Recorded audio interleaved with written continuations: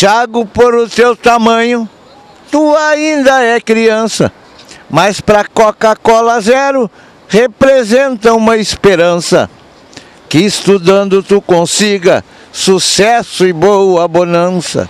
E agora este Gaudério para algo vai te convidar. Tu convida os teus pais para no teatro ir passear, e vai assistir 2 shows, garanto vai te agradar.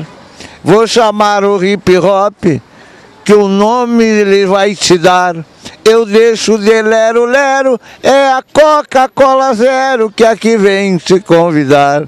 E aí, Tiago, então, muito prazer, meu nome é Marcos e tudo de bom pra você. Mark B, como me conhecem no hip hop, mas também podia ser até um pagode ou um rock, tudo bem, pra mim não tem discriminação. Coca-Cola Zero, o que importa é a fusão. Tiago, dia 8 de junho, eu vou te convidar no Bourbon Country, o show vai rolar, Cachorro Grande Skunk. Qual dos dois tu curte? Legal se tu curtiu os dois porque tem atitude, isso que importa, né? Pode acreditar. Até uma coisa eu vou te falar, leva os pais junto que isso é importante. É legal pra eles verem o quanto é legal o que tu faz e também o que tu curte. Avisa a rapaziada no MSN, no Orkut, isso é importante, tu sabe, né? Tá com os pais vai ser legal, pode crer, Zé. Mas uma coisa eu já vou te dizer, uma coisa importante pra você. Tu me disse que não tá namorando, não tá pegando, mas um conselho aqui eu já vou te dando. Leva os pais e se encontrar uma namorada, quem sabe ela já fica ali enjaulada, já apresenta o sogro e a sogra, né? Sabe o jeito pra não dar espaço aí, seu Zé? Valeu, Tiago, tudo de bom pra ti, que Deus te proteja e tu consiga evoluir. É isso aí.